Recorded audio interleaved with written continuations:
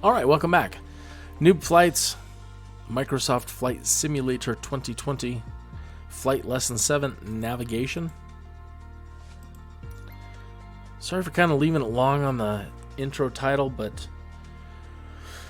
it's easier to then have a clip to pick from to make a title frame out of, rather than taking a picture and uploading. If you upload videos, you know what I mean. So it's good to kind of have a few seconds of lead-in video with your title on it. So then you can just, use that. Okay, so navigation. Fly from point A to point B based on what instructor Jess is going to tell us here.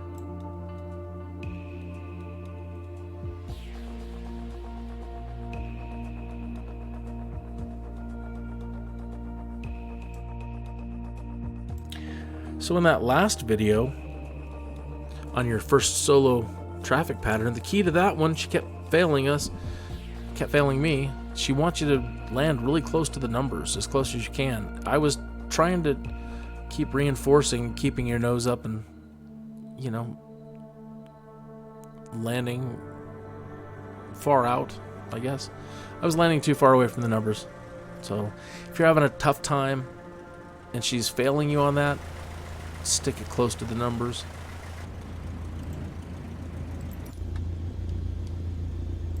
I've always said, flying is freeing. Open skies, endless possibilities. But to fully enjoy it, you need to be prepared. We're going to focus this lesson on navigation prep and procedures, the fundamentals of getting from point A to point B. Step 1, putting some distance between us and the ground.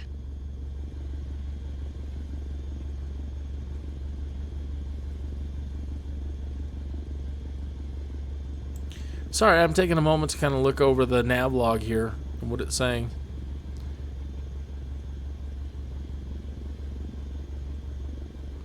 So, what I believe that you're normally supposed to do is take off from the runway and do a circle in the air. She'll probably have us do differently, but the first point of interest we're supposed to go to is on a heading of 41. So to get us in the right direction, you go up in the air, you spin around, and you fly over the center of the runway. And once you're in the center of the runway, you then turn to a heading of 41 degrees. And then it should be 8.85 nautical miles in 4 minutes and 57 seconds. So I don't know what she's going to have us do when we get in the air. Normally that's when you hit your stopwatch too. I haven't really used this before. But okay, let's get up in the air. Still didn't set the flaps to the key buttons, and I didn't set my brakes, so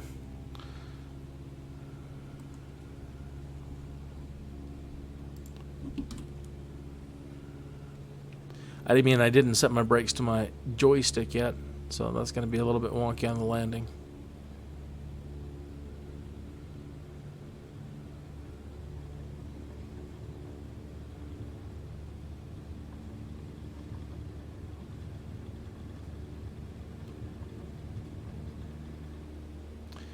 Okay.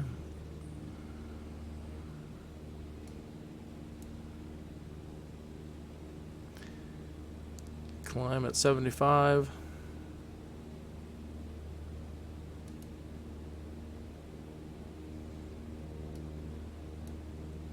All right, we're off. Now Okay. keep climbing around the airport till we reach 5,800 feet.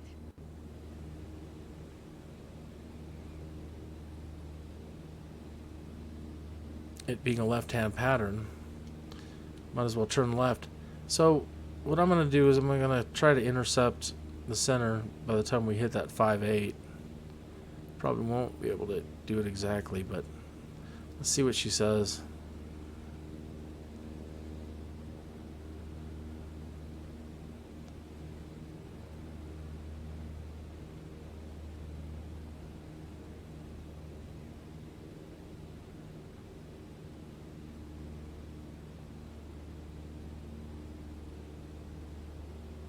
Come on, baby, keep going.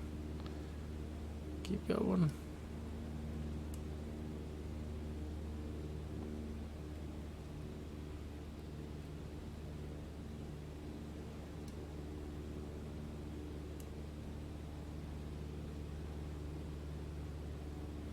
It goes without saying, but good navigation starts with good departure prep. Let's set up the aircraft for the first leg of your trip.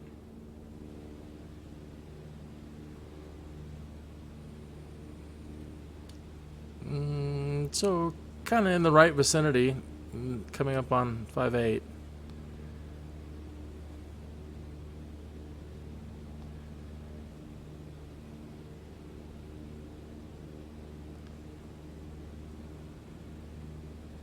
And we're going to try to do 4-4-1.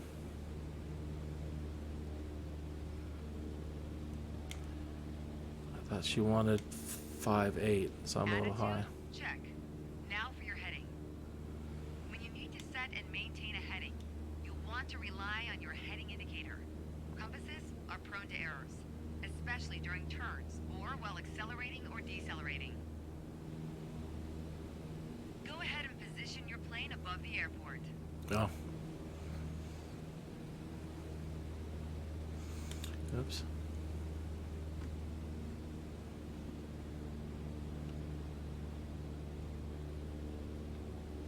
I was jumping the gun heading to 41.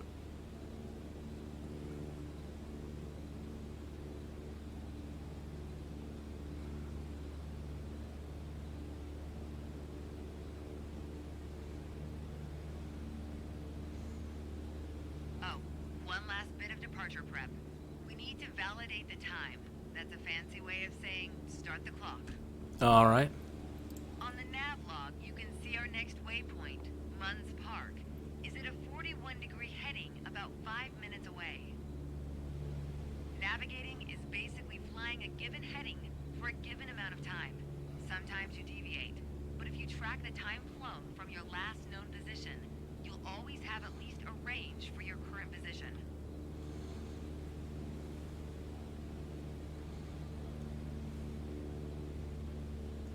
We all know speed can increase or decrease depending on the wind. That's why at your next waypoint you'll want to compare your estimated time en route with the actual time flown. Validate your estimate and your progress.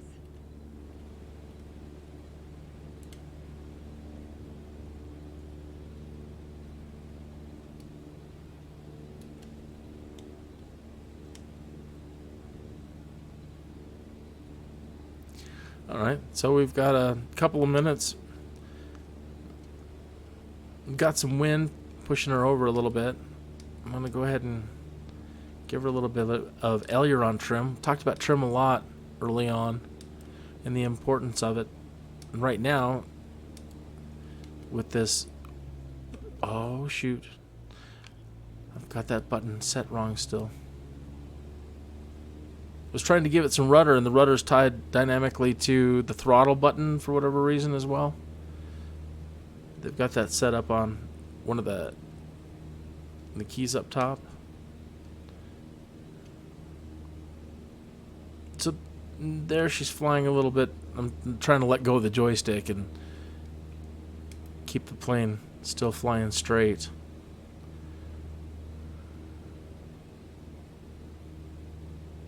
It's pretty good. Tip it over a little bit. Okay. All right. Where's your coffee cup? Let me fill that up for you. If you want, it's a smoking flight. You go right ahead.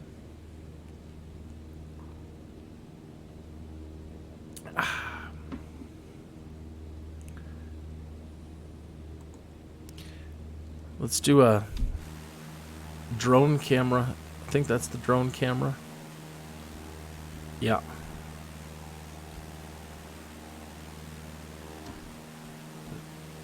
Is that right? Oh yeah.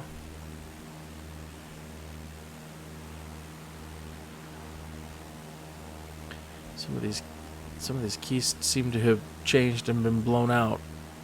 Oh, I've set back to the default. That's why. I'll need to change. So Let's get back inside and get back on course.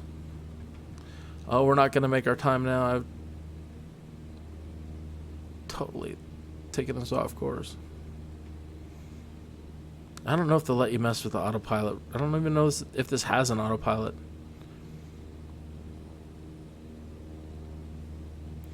Okay, so we're back on course.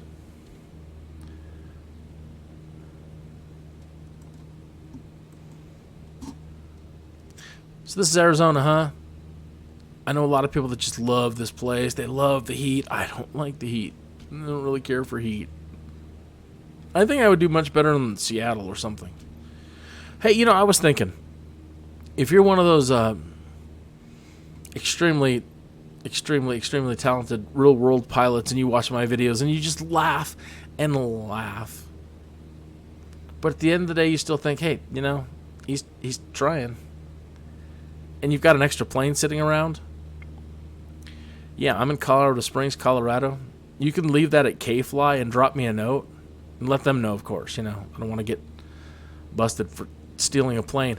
But if any of you legendary people out there in the aviation community would like to actually help me out and help me do this for real, I'm getting there. I'm really close, but it's really expensive, and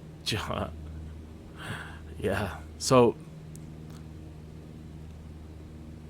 without your help, I'm going to be stuck to a simulator for the rest of my life.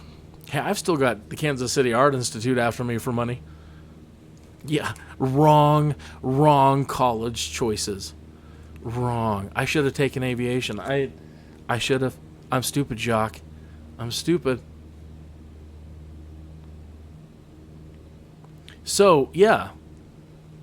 People do all kinds of generous things. Sometimes you just have to put it out there. You know, hey, billionaire gives guy $3 million because he posted a YouTube video, you know. I'm looking for a plane. If you'd like to give me a ride,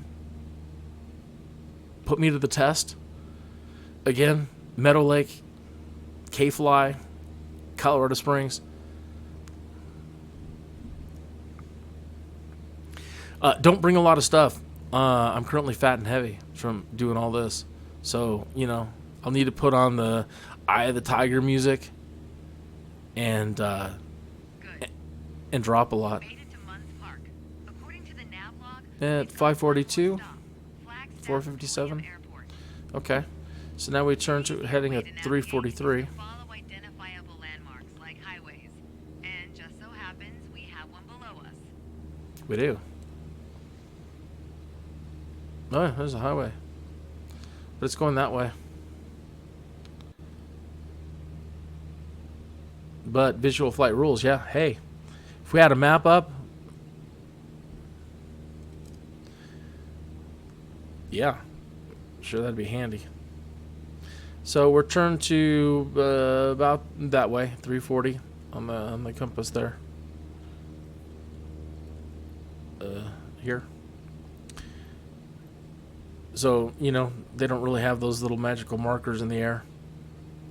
Looks like the radios are tuned. I saw the VOR knobs over there. You know, the needles move around. So, yeah, we were a little off for my deviations. I think I was supposed to reset the clock too, so we're going to be off that way too. Yeah, well, new flights. Anyway, yeah. So, yeah, as I'm sitting here pleading for somebody to give me a plane.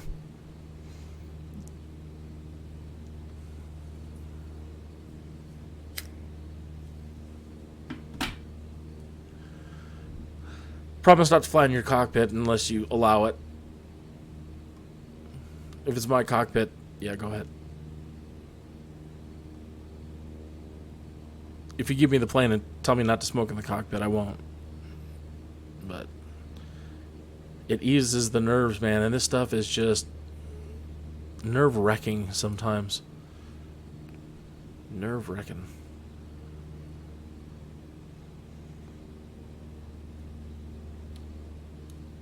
You have to know so much. These flight simulators make it so much fun, and it's so easy, and you start passing all these lessons, and then you start watching real-world flight training lessons on YouTube, and it starts consuming you. At least it does me sometimes, where it's on 24/7, just every flight video I can find on YouTube. Play it, and play it again, and play it again, and play it again, and it doesn't end. There's no joke when they say, well, you never stop learning. Well, no kidding.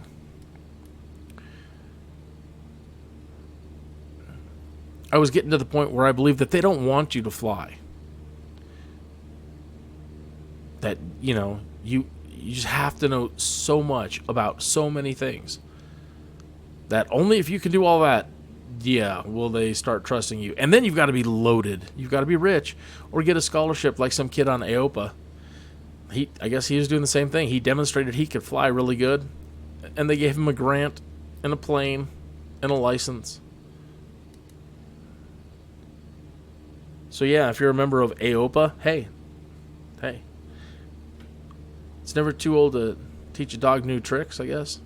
So this old dog is learning tricks. I'll take that license in a plane, please. I'll do it. At that point, I will do it.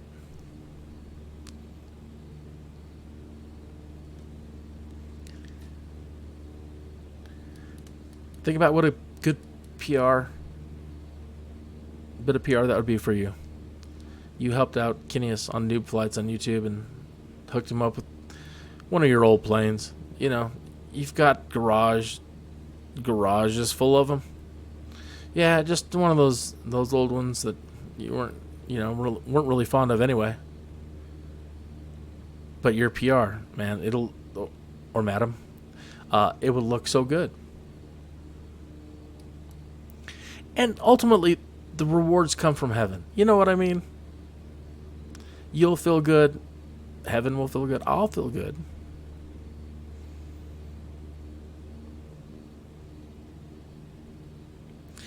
At that point, I think I would start learning the mechanics, because then you have to be able to afford your mechanic or somebody you can trust who's a good mechanic, because then it's a matter of, can you maintain the plane? Can you fix everything? And can you afford to? No. So you're going to have to give me a plane and, throw in some extra cash into a trust fund to just maintain it. I promise not to spend on anything other than the plane. I promise. And use it for a great mechanic to make sure that the plane is in good a shape when I'm dead and ready to pass it on to somebody else, as it was when you gave it to me. I'm dreaming big tonight, aren't I?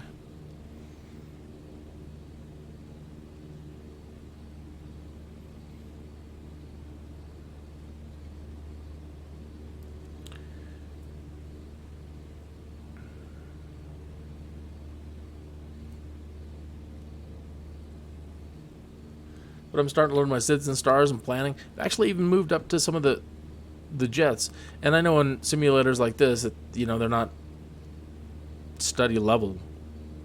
But was doing pretty good in X-Plane for a while, which is pretty good. Still not, study level, but competent. I can land the things, and I was doing ILS there for a while.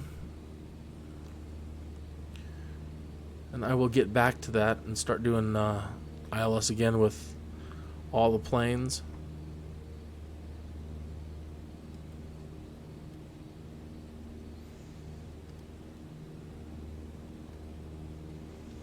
I think we're up way high. As you close in on Flagstaff Pulliam airspace, next step is setting up to enter the traffic pattern. Okay. Oh yeah, there it is down there. The downwind leg and land on runway 21. Keep your attitude, then follow the standard pattern. See, now, this is something that gets me with this is the binocular zoom. It's hard for me to read the runway numbers. And so without a map, which way am I entering? Which way is 21? Let me zoom back out. Okay, let me look down here. I still can't read it. If you can, you got better eyes than I. So, I don't know. And so I have to fly around or over the runway. I don't know if she's going to penalize me for that. But I'm going to cross the runway at midsection and see if I can read.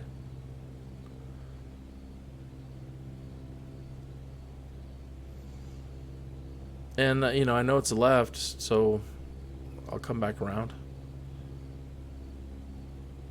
But I don't want to just guess.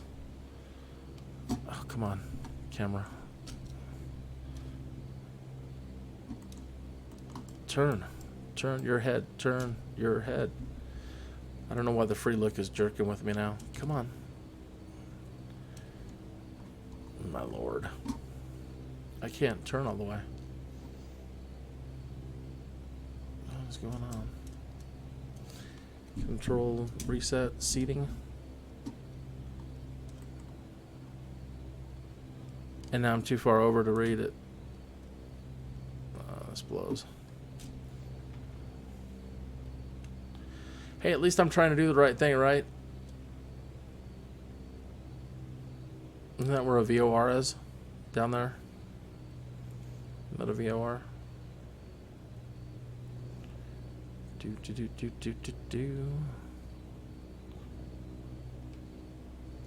Let's see if we can read anything now.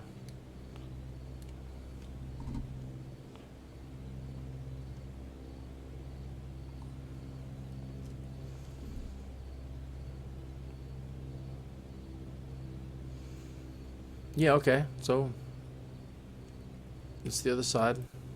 Kind of thought it was, but I don't want to assume because then air traffic control will freak out, right? So we're entering the pattern.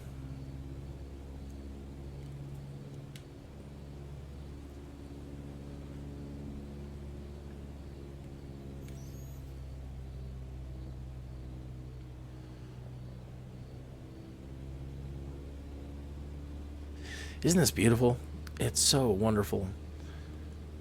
A lot of people are out there in the forums just smashing it to bits. But for me, it's just so wonderful. It's so fantastic. It's a dream come true. To be able to keep doing training in this, holy moly. The world's most advanced flight simulator. Well, that we mere mortals have. Can you imagine what Shield has? Shield doesn't exist, Kinneas. Are you certain? I'm not certain.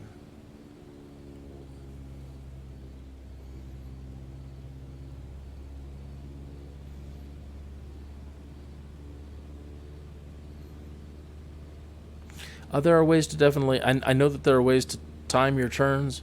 The 30-second turn, 60-second full turn. I haven't been doing any of that. I know you're thinking, no, I'm going to give this jackass an airplane. Let's lower the RPM. Slow down a bit and kick in some flaps.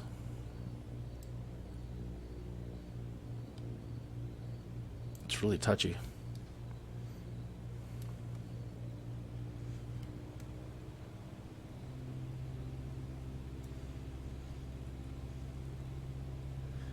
I have been practicing crosswind, been practicing crabbing, flying sideways. Yeah, that's fun. Low visibility. Again, that's what stopped my dad. That's what stopped my dad from flying. He didn't, he wasn't as proactive as he should be, and he got confident just flying VFR. And he didn't put the time in to keep studying to learn instrument flying.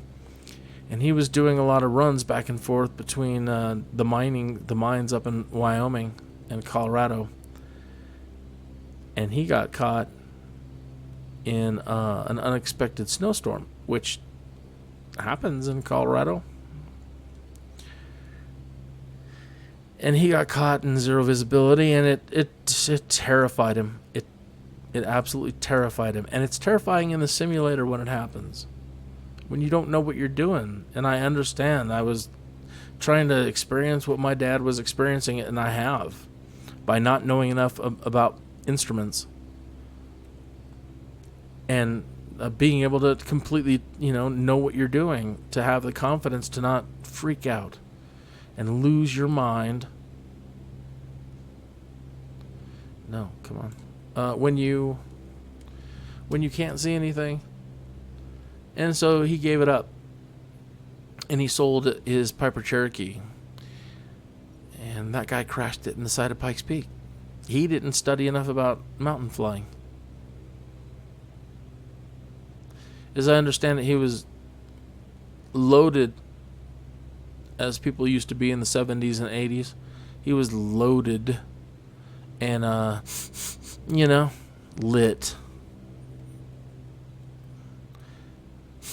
And he smashed right into Pikes Peak.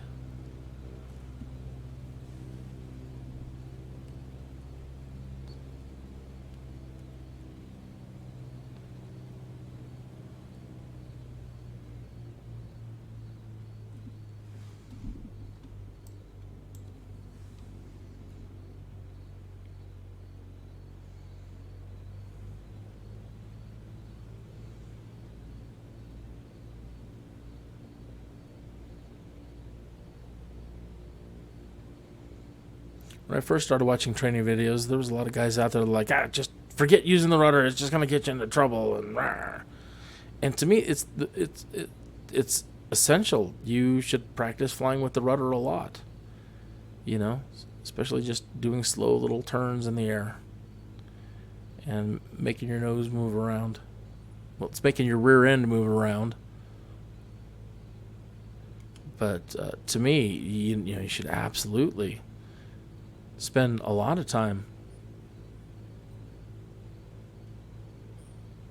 I don't even know why anybody would say something like that.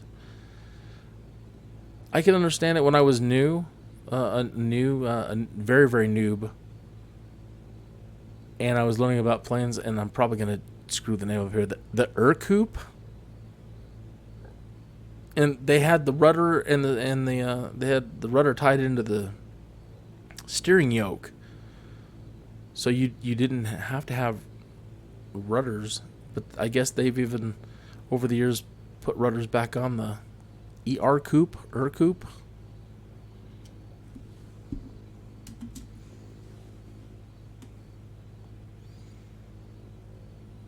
Beautiful little plane. The people that have the license to maintain them and keep selling the parts, they're here in Colorado. I would love to go up to their shop one of these days. Beautiful little planes. I guess they were super popular from the 50s. This is a displaced threshold right here at the start. You're not supposed to land on this section. It can't take the pounding. Well, not exactly center.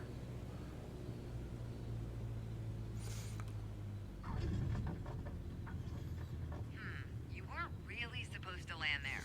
Ugh. It's well done. Don't get me wrong. Just not what was expected. At this point, I think it's probably best if we start the lesson over. And she's mad just because I didn't put it closer to the numbers. We did it all perfect.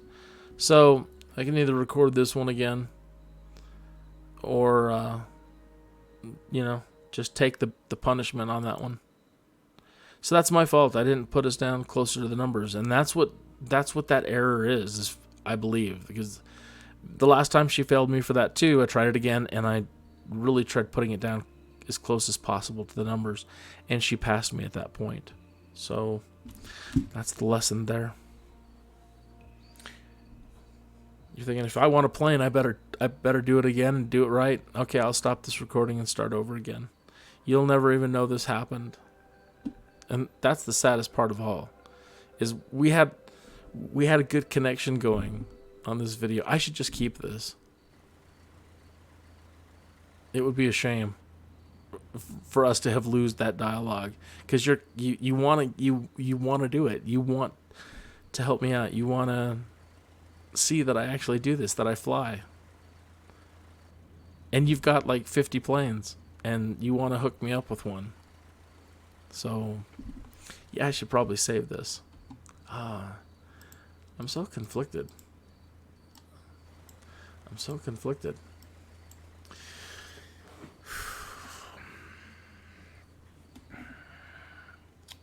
What to do? Isn't that beautiful? It looks like we're looking at a little toy model. I mean, we are looking at a toy model, but it's getting so good, and I still don't even have a good system. I can't even imagine. I don't think this even supports RTX yet. Should I delete this or not? I mean, there's a chance. There's a chance that you're actually watching this, and you are thinking, yeah, I'm gonna do it. I'm gonna help this guy.